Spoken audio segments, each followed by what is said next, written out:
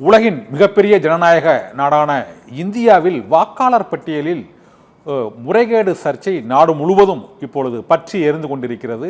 இது குறித்து மக்களவை எதிர்க்கட்சித் தலைவர் ராகுல் காந்தி ஒரு 2 மணி நேர செய்தியாளர் சந்திப்பு, அதற்கு மறுப்பு தெரிவிக்கும் வகையில் நேற்று தலைமை தேர்தல் ஆணையத்தின் செய்தியாளர் சந்திப்பு, இந்த 2 செய்தியாளர் சந்திப்பிலும் உள்ள புகார்கள், முரண்கள் மற்றும் பதில்கள் ஆகியவை தொடர்பாக மே 17 இயக்கத்தின் தலைமை ஒருங்கிணைப்பாளர் திருமுருகன் காந்தி நம்மோடு இணைந்திருக்கிறார். அவரிடம் கேட்கலாம். சார், இந்த வாக்காளர் பட்டியலில் ஒரு சர்ச்சை, ஒரு புகார், ஒரு குற்றச்சாட்டு தொடர்ந்து கொண்டே இருக்கிறது. இதற்கு தலைமை தேர்தல் ஆணையம் நேற்று ஒரு பதில் அளித்திருக்கிறது. அந்த பதிலில் மிகவும் முக்கியமான, அனைவரையும் சந்தேகிக்கக்கூடிய ஒரு குற்றச்சாட்டு என்னவென்றால், 0 என்ற கதவு எண் கொண்ட வீடுகளில் பல வாக்காளர்கள் பெயர்கள் குறிப்பிடப்பட்டன. ஆனால் அந்த 0 எண் என்பது அது வீடற்றவர்களின் முகவரி என்று தலைமை தேர்தல் ஆணையம் ஒரு விளக்கம் அளித்திருக்கிறது. வீடற்றவர்களின் முகவரிக்கு அந்த புகைப்பட அடையாள அட்டை தேர்தல் ஆணையம் அந்த வாக்காளர் அடையாள அட்டை வழங்க முடியுமா? அவ்வாறு இத்தனை 1000 0 அந்த கதவு எண்களில் வழங்கப்பட்டது. அவர்களை ஏழைகள் என்று கூறி இழிவுபடுத்தக்கூடாது என்றும் மக்களவை எதிர்க்கட்சித் தலைவர் ராகுல் காந்தி உள்ளிட்ட மற்றவர்களுக்கும் இந்த கோரிக்கையை தலைமை தேர்தல் ஆணையம் விடுத்திருக்கிறது. அந்த 0 எண் என்பது சந்தேகத்திற்கு அப்பாற்பட்டதா? நீங்க என்ன நினைக்கிறீங்க சார்? இல்ல, அது அந்த தேர்தல் ஆணையம் முறையான பதில்கள் எதையும் அளிக்கவில்லை.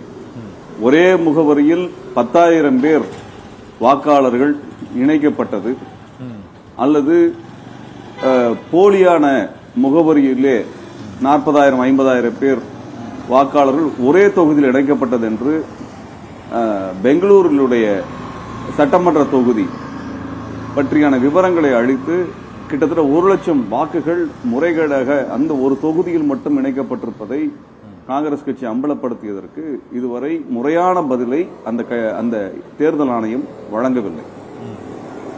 பீகாரிலே கிட்டத்தட்ட 65 லட்சம் வாக்காளர்கள் வாக்கு பட்டியலிலிருந்து நீக்கப்படுகிறார்கள். அதாவது 8% வாக்காளர்கள் ஒரு மாநிலத்தினுடைய வாக்கு பட்டியலிலிருந்து நீக்கப்படுவது என்பது மிக மிக மோசமான, அதிர்ச்சிகரமான செய்தியாக இருக்கிறது. அங்கே இருக்கக்கூடிய எதிர்க்கட்சி இதற்கு குறித்தான ஒரு தீவிரமான குற்றச்சாட்டை வைக்கிறது. காங்கிரஸ் கட்சி இதை குறித்து தேசிய அளவில் ஒரு மிக எழுச்சியான ஒரு போராட்டத்தை ஒருங்கிணைக்கக்கூடிய சூழலையும் நாம் பார்க்கின்றோம். இதில் உத்தரப்பிரதேசத்தினுடைய முன்னாள் முதலமைச்சர் மிக ஆதாரபூர்வமாக இது குறித்தான கேள்விகளையும் எழுப்பியிருக்கின்றார். இப்ப அகிலேஷ் யாதவ் இது குறித்து எழுப்பிய கேள்வி, ராஷ்டிரிய ஜனதாதளம் எழுப்பிய கேள்வி, காங்கிரஸ் கட்சி இதை தொடங்கி வைத்த ஒரு ஆவண பட்டியல் மூலமாக வெளியிட்ட அந்த தகவல்கள், இதற்கு முன்பாக கடந்த ஆண்டு 2024 தேர்தலின் பொழுது இந்த வாக்கு எண்ணிக்கையின் வீதத்தை வெளியிடுவதிலே இருக்கக்கூடிய தாமதத்தை குறித்து நிதியமைச்சர் நிர்மலா சீதாராமன் அவருடைய கணவர் பரக்கலா பிரபாகர் அவர்கள் வெளிப்படையாக இது குறித்து கிட்டத்தட்ட 5 கோடி வாக்குகள் முறையாக கணக்கிடப்படாமல் இருக்கிறது என்று, இது இன்று நேற்று நடப்பதல்ல, கிட்டத்தட்ட ஓராண்டாக இந்த வாக்காளர் பட்டியல், வாக்கு எண்ணிக்கை, வாக்கு பதிவான விகிதம் குறித்தான தொடர்ச்சியான கேள்விகள் எழுப்பப்பட்டு வந்திருக்கின்றன. இது குறித்தான முறையான பதிலை இதுவரை தேர்தல் ஆணையம் வெளியிடவில்லை, நேரடியாக இதை எதிர்கொள்ளவும் இல்லை என்பதுதான் உண்மை. அந்த வகையிலே 0 என்கின்ற முகவரியை வைத்திருக்கக்கூடியவர்கள் ஏழைகளாக இருக்கிறார்கள், வீடற்றவர்களாக இருக்கிறார்கள் என்று சொன்னால், அந்த மக்கள் எந்த பகுதிகளிலே வீடு இல்லாமல் வசிக்கிறார்கள், எந்த இடத்தில் இருக்க என்பதை கொண்டு வந்து நிறுத்த வேண்டிய பொறுப்பு அந்த அரசுக்கு இருக்கிறது. இரண்டாவது, இது போன்று இருக்கக்கூடிய மக்களுடைய குடியுரிமையை எந்த வகையிலே இவர்கள் சரிபார்த்திருக்கிறார்கள், அவர்களுக்கான ரேஷன் அட்டைகள் எந்த தொகுதியிலே அல்லது எந்த வார்டிலே இருக்கிறது என்பது குறித்தான விவரங்களை எல்லாம் அளிக்க வேண்டும். அப்படியான தகவல்கள் அவர்களது டிஜிட்டல் டேட்டாவாக இருக்கின்றன. அந்த டிஜிட்டல் டேட்டாவை ஏன் தேர்தல் ஆணையம் தர மறுக்கிறது என்கின்ற கேள்விக்கு இதுவரை தேர்தல் ஆணையம் முறையான பதிலை அளிக்கவில்லை. தேர்தல் ஆணையம் நேர்மையாக இருக்கிறது என்றால் டிஜிட்டல் டேட்டா என்று சொல்லப்படுகின்ற வாக்காளர்களுடைய எண்ணிக்கை குறித்தான விவரங்களை டிஜிட்டல் ஃபார்மேட்டில் ஏன் அளிக்கவில்லை? அதை காகிதங்களில் அச்சடித்து அதை வாசிப்பதற்குரிய தகுதியற்ற வகையிலே அச்சடித்து ஏன் தேர்தல் ஆணையம் கொடுக்கிறது என்கின்ற கேள்வி மிக முக்கியமான கேள்வியாக நான் பார்க்கின்றேன். இது குறித்து இதுவரை தேர்தல் ஆணையம் பதில் சொல்லவில்லை. நீங்கள் கூறியதில் இந்த டிஜிட்டல் அந்த ஆவணங்களை வெளியிடுவது தொடர்பாகவும் நேற்று உச்சநீதிமன்ற அந்த நம்ம தலைமை தேர்தல் ஆணையர் அந்த ஞானேஷ்குமார் வந்து அவர் கூறியிருக்கிறது என்னவென்றால், அந்த டிஜிட்டல் ஆவணங்கள் வெளியிடுவது வந்து தனிநபர் வாக்காளரின் தனிநபர் உரிமையை பாதிக்கக்கூடியது. ஏற்கனவே அதுபோன்று சிலரின் புகைப்படங்கள் வெளியிடப்பட்டது தனிநபர் உரிமையை மீறிய செயல் என்று அந்த ஞானேஷ்குமார் கூறியிருக்கிறார். இதே போலதான் அந்த சிசிடிவி காட்சிகளையும் நீங்கள் வெளியிட வேண்டும் வாக்காளர் மையங்களில் என்று கேட்ட கேள்விக்கும், சிசிடிவி மையங்கள் கிட்டத்தட்ட 1,00,000 வாக்குச்சாவடிகளில் அந்த சிசிடிவி அந்த காட்சிகளை ஆய்வு செய்ய வேண்டும் என்றால் அதற்கு 1,00,000 ஆண்டுகளே ஆகும், கிட்டத்தட்ட ஒரு பல ஆண்டுகள் ஆகும் அந்த காட்சிகளை ஆய்வு செய்வதற்கு என்று கூறியிருக்கிறார். இந்த இரண்டுக்கும் அவர் பதில் கூறியிருக்கிறார். தனிநபர் உரிமையை பாதிக்கக்கூடிய அளவில் இருப்பதால் டிஜிட்டல் ஆவணங்களை வெளியிட இயலாது என்று கூறியிருக்கிறார். மற்றொன்று, இந்த முறைகேடு நடைபெற்றதாக கூறுகிறார் ராகுல் காந்தியின் அந்த செய்தியாளர் சந்திப்பில். அந்த மகாராஷ்டிரா ஹரியானா தேர்தலின் போது தான் எங்களுக்கு அந்த சந்தேகம் ஏற்பட்டது. அதனால் தான் நாங்கள் வந்து பெங்களூரில், இந்த பெங்களூர் மத்திய தொகுதியில் உள்ள அந்த மகாதேவ்புரா வாக்குச்சாவடியில் நாங்கள் முறைகேடு நடைபெற்றிருப்பதை கண்டுபிடித்தோம் என்று கூறுகிறார்கள். ஆனால் தேர்தல் நடைபெற்று 45 நாட்களுக்குள் வழக்குகள் போட்டால் அதை உடனடியாக விசாரணைக்கு எடுத்துக்கொண்டு நாங்கள் அதை நடவடிக்கை எடுத்திருப்போம், இப்படி பொத்தாம் பொதுவாக கூறக்கூடாது என்று தேர்தல் ஆணையத்தின் தலைமை தேர்தல் ஆணையர் நேற்றைய அந்த செய்தியாளர் சந்திப்பில் கூறியிருக்கிறார். நீங்கள் எப்படி சொல்ல நினைக்கிறீங்க? இதுல இங்கே அவங்க மழுப்பலான பதிலை தான் திரும்ப திரும்ப சொல்லிக் கொண்டிருக்காங்க. வெளிப்படையான கேள்வி என்னவென்றால் 65 லட்சம் வாக்காளர்கள் நீக்குவது ஏன் என்பது குறித்து தெளிவான பதில் இல்லை. 1,00,000 வாக்காளர்கள் எவ்வாறாக போலியான தகவல்களோடு, போலியான புகைப்படத்தோடு, போலியான முகவரியோடு எப்படி ஒரே ஒரு தொகுதியில் இணைக்கப்பட்டார்கள் என்பதற்கும் பதில் இல்லை. ஆக வெளிப்படையான குற்றச்சாட்டுகள், இந்த 2 குற்றச்சாட்டுகள் குறித்து பதிலளிக்காமல் 45 நாட்களுக்குள் நீங்கள் கேள்வி கேட்க வேண்டும் என்று சொல்வதெல்லாம் பொருத்தமற்றதாக இருக்கிறது. ஏனென்றால் ஒட்டுமொத்த எதிர்க்கட்சிகளே இந்த கேள்வி எழுப்பியிருக்கிறார்கள். ஆக இந்தியாவினுடைய தேர்தல் முறையே ஒரு மாபெரும் கேள்விக்குள்ளானதாக இருக்கக்கூடிய சூழலில் தன் மீதான கரையை குறித்து விளக்கப்படுத்துவது என்பது அந்த கட்சியின் அந்த கட்சிகளுக்கு விளக்கம் அளிப்பது மட்டுமல்ல, ஒட்டுமொத்தமாக இந்திய தேச மக்களுக்கு விளக்கம் அளிக்க வேண்டிய கடமை தேர்தல் ஆணையத்துக்கு இருக்கிறது. டிஜிட்டல் டேட்டாவை நான் ஒரு கட்சிக்கு வழங்கினேன் என்றால் அது அவர்களுடைய பிரீச் ஆஃப் பிரைவசி என்று தேர்தல் ஆணையம் கருதும் என்றால் அதற்கு குறித்தான முறையான கோப்புகளை கையெழுத்திட்டு கான்பிடென்ஷியாலிட்டி அக்ரிமெண்ட் எல்லாம் இருக்குது, அதையெல்லாம் போட்டு அந்த தகவலை அவர்களால் பகிர முடியும். அல்லவென்றால் இது குறித்தான உரிய ஒரு 3ஆம் தரப்பு விசாரணை கமிட்டி அறிக்கையை உருவாக்கி அல்லது பாராளுமன்ற நிலைக்குழுவை உருவாக்கி அதில் விசாரணை நடத்திவிட முடியும். இதை எதுவும் செய்யாமல் அவர்கள் இதை மழுப்பலான பதிலை கொடுப்பது என்பது மட்டும்தான் நடந்து வருவதை பார்க்கின்றோம். இது எந்த வகையில் நேர்மையானது அல்ல. சிசிடிவி காட்சிகள் என்பதை பார்ப்பதற்கு பல 1000 ஆண்டுகள் ஆகும் என்று அந்த தேர்தல் ஆணையம் கருதும் என்றால் அதை பற்றி அக்கறை கொள்ள வேண்டியது பொதுமக்களாக இருக்கக்கூடிய நாங்கள் தான். ஆகவே இவற்றை எங்களுக்கு எது தேவையோ அந்த டேட்டாவை அதற்குரிய தகவல்களை மைனிங் செய்து கொள்வது, கண்டெடுத்துக் கொள்வதற்கான பல சாப்ட்வேர்கள் வந்துவிட்டன, பல மின் பொருட்கள் வந்துவிட்டன. ஆக அதை எடுப்பது என்பது இன்றைக்கு எளிமையான ஒன்றாக இருக்கிறது. ஆகவே நீங்கள் இத்தனை 1000 ஆண்டுகள் ஆகும் அந்த காட்சிகளை எல்லாம் பார்ப்பதற்கு என்று நீங்கள் சொல்வீர்கள் என்றால் நீங்கள் எப்படி எதற்காக அதை எடுத்தீர்கள் என்கின்ற கேள்வியும் நமக்கு வருகிறது. ஆகவே இந்த தகவல்கள் எல்லாம் தேர்தல் ஆணையம் முறைகேடு செய்திருக்கிறது, பாரதிய ஜனதா கட்சிக்கு சாதகமாக இருந்திருக்கிறது. இதனால் பாரதிய ஜனதா கட்சிக்கு ஒரு 20-25 தொகுதிகளாவது குறைந்தபட்சம் மேலதிகமாக கிடைத்திருக்கிறது. உண்மையில் சொல்ல வேண்டுமானால் எதிர்க்கட்சிகளுக்கு 317 இடங்கள் கிடைத்திருக்க வேண்டும் என்று பரகலா பிரபாகர் அவர்கள் தெரிவிக்கின்றார். பரகலா பிரபாகர் அவர்கள் நிதியமைச்சரினுடைய கணவர், அவர் வெளிப்படையாக ஆதாரப்பூர்வமாக தெரிவிக்கிறார். கிட்டத்தட்ட 317 தொகுதிகள் எதிர்க்கட்சிகள் வென்றிருக்க வேண்டிய இடத்திலே இன்றைக்கு பெரும்பான்மையோடு நாங்கள் ஆட்சி அமைக்கிறோம் என்று சொன்ன பாரதிய ஜனதா கட்சி, 400 தொகுதிகளை வென்றுவிடும் என்று சொன்ன பாரதிய ஜனதா கட்சி இன்றைக்கு சிறுபான்மை ஆட்சியை அமைத்திருக்கிறது. ஆகவே இந்த இடத்தில் பார்க்கும் பொழுது தேர்தல் ஆணையத்தினுடைய முறைகேடு என்பது அப்பட்டமாக வெளிப்படையாக அம்பலமாகி இருக்கிறது. ஆகவே இது அதிர்ச்சிக்குரிய விஷயமாக இருக்கிறது. இது குறித்து அனைத்து மக்களும் கவலை கொள்ள வேண்டும். இது குறித்து தேர்தல் ஆணையம் குறித்து அனைவரும் கேள்வி எழுப்ப வேண்டும். ஏனென்றால் அடுத்த ஆண்டு தமிழ்நாட்டிற்கு தேர்தல் வர இருக்கிறது. தமிழ்நாட்டினுடைய தேர்தல் முடிவுகளை மாற்றுவதற்குரிய அனைத்தையும் இவர்கள் செய்வார்கள் என்பதை இச்சமயத்தில் நாம் கவலையுடன் கவனிக்க வேண்டியது. ஓகே, தோழர் திருமணம் காந்தி, நீங்கள் கூறியது போலவே இந்த தேர்தல் முடிவுகள் அந்த 2024 நாடாளுமன்ற தேர்தலில் 240 தொகுதிகளில் ஒரு 25-35 தொகுதிகளில் அந்த 30,000 வாக்குகளுக்கு இடையே தான் அந்த வித்தியாசம் இருக்கிறது என்பதால் அந்த பெரும்பான்மையை அதிகரிப்பதற்காகத்தான் இந்த 35 தொகுதிகளில் இத்தகைய முறைகேடுகள் அல்லது நடைபெற்றிருப்பதாக மக்களவை எதிர்க்கட்சி தலைவர் ராகுல் காந்தி குற்றச்சாட்டு கூறுகிறார். நீங்களும் சொல்றீங்க. ஆனால் தெலுங்கானாவில் நடைபெற்ற தேர்தலில் காங்கிரஸ் ஆட்சியை கைப்பற்றி இருக்குது. அங்கே வாக்காளர் பட்டியலில் முறைகேடுகள் இல்லையா? இல்ல, அந்த இடத்துல அவர்களுக்கான தெலுங்கானாவை பொறுத்தவரை அவர்களுடைய கவனம் என்பது மாநில தேர்தல் என்பதை விட ஒன்றிய அதிகாரத்தை பிடிப்பதான் முதன்மை கட்டமாக இருக்கிறது. அவர்கள் தென் மாநிலங்களை பற்றி அதிக கவலை கொள்வதில்லை. அவர்கள் ஒன்றிய அதிகாரத்தை கையிலே எடுத்துக் கொள்வதற்கான முயற்சியை மேற்கொள்ளுகிறார்கள். ஆகவே ஒன்றிய அதிகாரம் கையில் கிடைத்த பிறகு தேவைப்படும் என்றால் மாநிலத்திற்குள்ளாக அவர்கள் முறைகேடுகள் செய்வதற்கு அவர்கள் திட்டமிடுகிறார்கள். ஆகவே ஒன்றிய அதிகாரத்தை கைப்பற்றுவதற்காக அவர்கள் இந்த முறைகேடுகளை செய்திருப்பதாகத்தான் நான் பார்க்க முடியும். ஒன்றிய அதிகாரம் தான் மிகப்பெரிய அதிகாரம். அதை வைத்துக் கொண்டுதான் அவர்கள் அமலாக்கத்துறையிலிருந்து சிபிஐயிலிருந்து அனைத்தையும் பயன்படுத்தி எதிர்க்கட்சிகளை முடக்குவதற்கான முயற்சிகளை மேற்கொள்ள முடிகிறது. ஆகவே பாரதிய ஜனதா கட்சி ஒன்றிய அதிகாரத்தை தன் கையில் வைத்துக் கொள்வதற்கான அனைத்து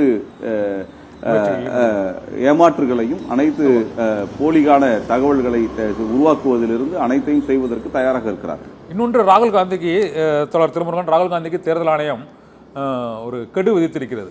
அதாவது நீங்கள் பிரமாண பத்திரம் தாக்கல் செய்து அந்த புகாரை தேர்தல் ஆணையத்தில் வழங்க வேண்டும். ஒன்று, இல்லை என்றால் 7 நாட்களுக்குள் இந்த புகார் தொடர்பாக மன்னிப்பு கேட்க வேண்டும். இல்லை என்றால் இந்த புகார்கள் ஆதாரமற்றவையாக போய்விடும் என்று கூறுவதை நீங்க எப்படி பாக்குறீங்க சார்? இதுல ராகுல் காந்தி குற்றம் சாட்டிய அந்த விஷயங்களுக்கு அபிடவிட் வேணும், புகார் பத்திரம் வேண்டும் என்று கேட்கின்ற தேர்தல் ஆணையம் இதே புகார்களை ராகுல் காந்தியினுடைய வெற்றி, பிரியங்காவினுடைய வெற்றி குறித்து கேள்வி எழுப்பி இருக்கக்கூடிய தேர்தல் ஆணையத்திற்கு கேள்வி எழுப்பி இருக்கக்கூடிய பாரதிய ஜனதா கட்சியினுடைய பாராளுமன்ற உறுப்பினர் இடத்துல இது போன்ற பிரமாண பத்திரத்தை கேட்கவில்லை. ஆக ராகுல் காந்தி அல்லது எதிர்க்கட்சிகள் கேட்கின்ற கேள்விக்கு பிரமாண பத்திரமும், ஆளும் கட்சி கேட்கக்கூடிய கேள்விகளுக்கு பிரமாண பத்திரம் குறித்து எதுவும் பேசாத ஒரு இரட்டைத்தன்மையை அப்பட்டமாக இந்த தேர்தல் ஆணையம் எடுத்திருப்பது என்பது அதிர்ச்சிக்குரியது மட்டுமல்ல, இது ஒட்டுமொத்த இந்திய மக்களையும் வஞ்சிப்பதாகத்தான் நான் பார்க்க முடியும். ஒட்டுமொத்த இந்திய மக்களையும் தங்களுடைய லாபத்திற்காக பாரதிய ஜனதா கட்சி தனக்கு ஏற்ற வகையிலே அவர்கள் பயன்படுத்திக் கொள்ளக்கூடிய மிக மோசமான ஒரு வழிமுறையை கடைபிடித்திருக்கிறது. ஆகவே இதை நாம் உடனடியாக எதிர்த்தாக வேண்டிய சூழல் இருக்கிறது. இல்லை என்றால் இந்த ஜனநாயகம் என்பதை கேலிக்கூத்தானதாக இருக்கிறது. அந்த ஜனநாயகத்தை கேலிக்கூத்தாக்குனது, தேர்தலை கேலிக்கூத்தாக்குனது விஷயத்திலே தேர்தல் ஆணையம் முழுவதுமாக பாரதிய ஜனதா கட்சியினுடைய கையாளாக இருக்கிறது. ஆகவே இதை எதிர்த்து அனைத்து மக்களும் வீதிக்கு வர வேண்டிய தேவை இன்றைக்கு இருக்கிறது. இல்ல, இன்னொன்னு, அந்த பீகார் மாநிலத்தில் அந்த சர் திட்டம், அதாவது ஸ்பெஷல் இன்டென்சிவ் ரிவிஷன் என்றக்கூடிய இந்த சிறப்பு தீவிர சட்ட திருத்தம் என்பது ஏற்கனவே முன்னரே அது அறிவிக்கப்பட்டது, அந்த மாநிலத்தில் செயல்படுத்தப்பட்டது. ஆனால் இப்போது தேர்தல் அங்கு வருவதால் தான் இந்த 65 லட்சம் வாக்காளர்கள் நீக்கப்பட்டது சர்ச்சையாகி இருக்கிறது. அதன் தொடர்ச்சியாக பல்வேறு மாநிலங்களிலும் இது போன்று வாக்காளர் பட்டியலில் பல்வேறு முறைகேடுகள் இருப்பதான புகார்கள் வந்திருக்கிறது. ஆனால் இந்த பீகார் மாநிலத்தை பொறுத்தவரை அந்த 65 லட்சம் பேரும் நீக்கப்பட்டதற்கான காரணங்கள் புலம்பெயர்ந்தவர்கள், இறந்தவர்கள் மற்றும் அதில் காணாமல் போனவர்கள் உள்ளிட்ட விவரங்களை வெளியிட வேண்டும் என்று உச்சநீதிமன்றமும் அதில் உத்தரவு பிறப்பிச்சிருந்தார். இனிமேல் அந்த சிறப்பு தீவிர திருத்த முறையில் நம்ம எதுவும் குறைகள் கூற முடியும்னு நினைக்கிறீங்களா? பீகார்ல பாத்தீங்கன்னா இந்த மாற்றம் தினந்தோறும் இது குறித்தான தேர்தல் வாக்காளர் பதிவு பட்டியல் குறித்தான தினந்தோறும் அறிக்கைகளை கவனித்த பொழுது அங்கே இந்த வாக்காளர்கள் நீக்கப்படுவது என்பது ஒரே நாளிலே 700 மடங்கு அதிகரித்திருக்கிறது. முதல் நாள் அறிவித்த எண்ணிக்கையோடு அடுத்த நாள் கிட்டத்தட்ட 700 மடங்கு அதிகரித்த நிலையிலே அங்கே மிக மோசடி நடந்திருக்கிறது. இரண்டாவது, தேர்தலுக்கு முன்பாக வருகின்ற ஓரிரு மாதங்களில் தேர்தல் நடக்க இருக்கக்கூடிய நிலையிலே தேர்தலுக்கு முன்பாக இப்படியான ஒரு வாக்காளர் சரிபார்ப்பது என்பது நடப்பதும் அதிலிருந்து 68% வாக்காளர்கள் நீக்குவது என்பதும் மிக மோசடியான செயலாக பார்க்க வேண்டியதாக இருக்கிறது. இதே எஸ்ஐஆர் என்று சொல்லக்கூடிய இந்த தீவிர வாக்காளர் சரிபார்ப்பு திட்டம் என்பது கடந்த காலங்களில் நடந்த பொழுது அங்கே அந்த மாநிலங்களில் தேர்தல் நடைபெறாத ஒரு சூழலில் தான் இது போன்ற எஸ்ஐஆர் திட்டங்கள் நடைமுறைப்படுத்தப்பட்டன. ஆனால் தேர்தல் வர இருக்கக்கூடிய ஒரு சில மாதங்கள் வர இருக்கக்கூடிய நிலையில் இப்பொழுது தீவிரமாக 8% மக்கள், அது 65 லட்சம் மக்களினுடைய வாக்காளர் என்பது அந்த பட்டியலில் நீக்கப்படுவது என்பது அதிர்ச்சிக்குரியதாக மிகப்பெரிய மோசடியாக இந்த பீகார் மோசடி இருக்கிறது. ஆகவே அனைத்து மக்களும் விழித்துக் கொள்ள வேண்டும். இது போன்ற ஒரு மோசடி நாளைக்கு தமிழ்நாட்டில் நடக்கும். ஏற்கனவே தமிழ்நாட்டில் இது போல 30 லட்சம் வாக்குகள் நீக்கப்பட்டிருப்பதான ஒரு தகவலை சட்டவட்ட அவர்கள் தெரிவித்திருந்தார்கள்.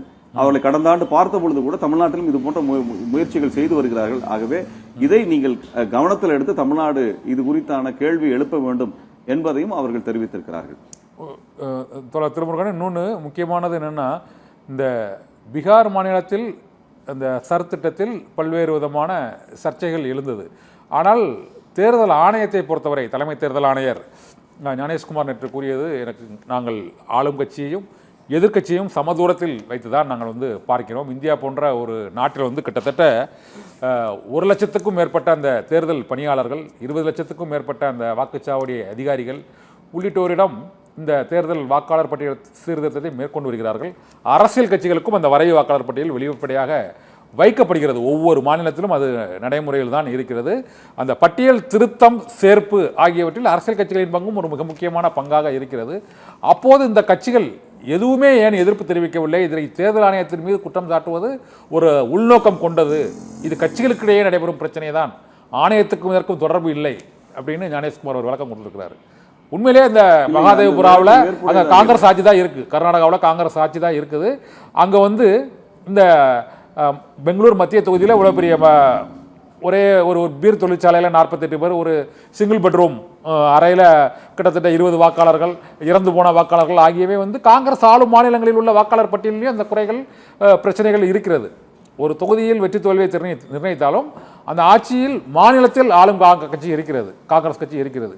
இதில் காங்கிரஸ் கட்சிக்கு சார்பாக கர்நாடக மாநிலத்திலும் மகாராஷ்டிரா மாநிலத்தில் பாஜகவுக்கு ஆதரவாக தேர்தல் ஆணையமும் செயல்படுவதாக கூறியது எப்படி அது லாஜிக்கு சரியாகும்னு தேர்தல் ஆணையம் கேள்வி எழுப்புது. தேர்தல் நீங்க சொல்ற புரியுது. தேர்தல் ஆணையம் என்பது ஒன்றிய நிறுவனம், ஒன்றிய அரசு நிறுவனம், தன்னிச்சையான நிறுவனம். இந்த நிறுவனத்துக்கு தலைமை அதிகாரியாக நியமிக்கப்படக்கூடியவர்களை முடிவு செய்யக்கூடிய இடத்திலே பாரதிய ஜனதா கட்சி பல்வேறு முயற்சிகள் எடுத்து தங்களுக்கு சாதகமானவர்களை இந்த பொறுப்பில் கொண்டு வந்து அமர்த்தியது. தேர்தல் ஆணையர், அதாவது அமலாக்கத்துறையை போல சிபிஐ போல தேர்தல் ஆணையமும் ஒன்றிய நிறுவனமாக இருக்கின்ற காரணத்தினால் மாநில அரசுகள் இது குறித்தான எந்த முடிவுகளையும் எடுத்துவிட முடியாது. இது போன்ற பித்தலாட்டங்கள் ஏன் நடந்தன, எப்படி நடந்தன, இது போன்ற உண்மைக்கு மாறான விஷயங்கள் நடந்தது குறித்தான விசாரணைக்கு உத்தரவிடாமல் இதுபோல தேர்தல் ஆணையம் தன்னுடைய செயலை பாதுகாத்துக் கொள்வதற்காக பல்வேறு தகவலை பூசி மறைப்பது, தகவலை தர மறுப்பது உள்ளிட்ட விஷயங்கள் அந்த தேர்தல் ஆணையம் நிச்சயமாக ஒரு மோசடியை செய்திருக்கிறது என்பதுதான் வெளிப்படுத்துகிறது. ஆகவே இது ஒன்றிய நிறுவனமாக இருக்கக்கூடிய இந்த நிறுவனம் பிஜேபியினுடைய சார்பான நபர்களால் முற்றிலுமாக இது கட்டுப்படுத்தப்படுகிறது.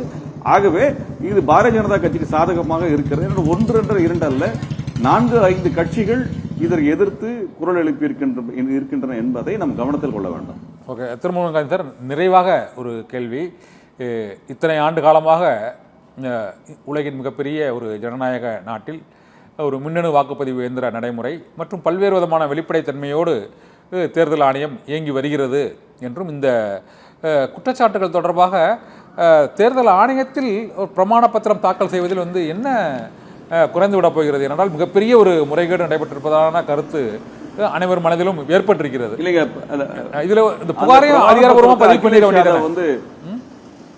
அகிலேஷ் யாதவ் பிரமாண பத்திரத்தை தாக்கல் செய்து அந்த பிரமாண பத்திரத்தினுடைய நகல்களை அனைத்து பாராளுமன்ற உறுப்பினருக்கு கொடுத்திருக்கிறார், வெளிப்படையாக கொடுத்திருக்கிறார் அவர்.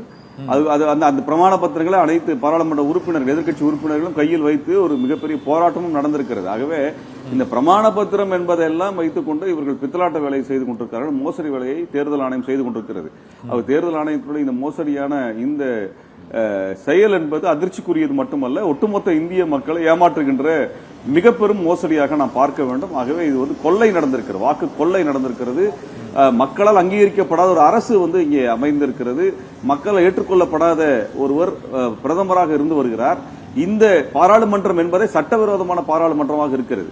ஆக சட்டவிரோதமான பாராளுமன்றம் பல்வேறு சட்டங்களை நிறைவேற்றிக் கொண்டிருக்கிறது, மக்கள் விரோத சட்டங்களை திட்டங்களையும் நிறைவேற்றிக் கொண்டிருக்கிறது. ஆகவே ஒட்டுமொத்த பாராளுமன்றம் சட்டவிரோத பாராளுமன்றமாக இருக்கும் பொழுது மிக மோசடியான சட்டங்கள் நிறைவேறிக் கொண்டிருக்கக்கூடிய இந்த சூழல் என்பது இந்த நாட்டினுடைய மிகப்பெரிய நெருக்கடி நிலையாக நான் பார்க்கின்றேன். ஓகே, இது என்ன தீர்வுங்கிறீங்க? இந்த அரசு சட்டவிரோதம் என்றால் இந்த அரசு தொடரக்கூடாது என்று கூற வரீங்களா சார்? நிச்சயமாக மோடி அரசு தொடரக்கூடாது. மோடி அரசு யோக்கியமான அரசாக இருந்தால் தேர்தல் ஆணையத்தின் மீது வைத்த குற்றச்சாட்டுகளுக்கு பாரதிய ஜனதா கட்சியும் நேரடியாக விளக்கம் அளிக்க வேண்டிய பொறுப்பில் இருக்கிறார்கள் என்றால் தேர்தல் கமிஷன் மீது வைக்கப்படுகின்ற மோசடி குற்றச்சாட்டுகளில் லாபம் அடைந்த கட்சியாக மோடியினுடைய ஆட்சி தான் இருக்கிறது. ஆகவே அவர் நேர்மையானவராக இருந்தால் இது குறித்து வெளிப்படையான விசாரணையும் இதற்கான ஒரு சுதந்திரமான ஒரு விசாரணை கமிட்டியையும் உருவாக்குவது மட்டுமல்ல, சர்வதேச அளவிலான ஒரு விசாரணை கமிட்டியையும் உருவாக்க வேண்டிய தேவை என்றால் பல்வேறு நாடுகளில் தேர்தல் குறித்தான முறைகேடு குற்றச்சாட்டுகள் வரும் பொழுது சர்வதேச கண்காணிப்பாளர்கள் இது குறித்தான விசாரணை மேற்கொண்டிருக்கிறார்கள். அந்த வகையிலே எந்த கட்சிக்கும் சார்பற்றவர்களாக இருக்கக்கூடிய மூன்றாம் தரப்புகளை கொண்டு சர்வதேச நிபுணர்களை கொண்டு இது குறித்தான விசாரணை மேற்கொள்வதற்கு அவர் தயாராக இருக்க வேண்டும். அவர் நேர்மையானவராக இருந்தால் இது குறித்தான வெளிப்படையான விசாரணைக்கு தயாராக இருப்பார். மாறாக நேர்மையற்றவராக இருக்கின்ற காரணத்தினால்தான், மோசடிய நடவடிக்கை மேற்கொண்ட காரணத்தினால்தான் இது போன்ற பூசி மழுப்பல் ஆன பதில்களை தேர்தல் ஆணையம் வெளியிட்டு வருகிறது என்பதை சமயத்தில் நாம் புரிந்து கொள்ள வேண்டும். ஆகவே இந்த ஆட்சி பதவி விலகுவதற்கான எழுச்சியான போராட்டத்தை மக்கள் தரப்பிலிருந்து உருவாக வேண்டும் என்பதை சமயம் தெரிவித்துக் கொள்கிறோம். திருமணம் காந்தி தோழர், நன்றி. இந்த தேர்தல் ஆணையத்தில் உள்ள பல்வேறு விதமான பிரச்சனைகள், அதற்கான தீர்வுகள் என்ன என்பது குறித்து எங்களோடு விரிவாக விளக்கியமைக்கு மிக்க நன்றி. அரசியல் சதுரங்கம் நிகழ்ச்சியில் மற்றொரு ஆளுமையோடு சந்திக்கலாம். நன்றி.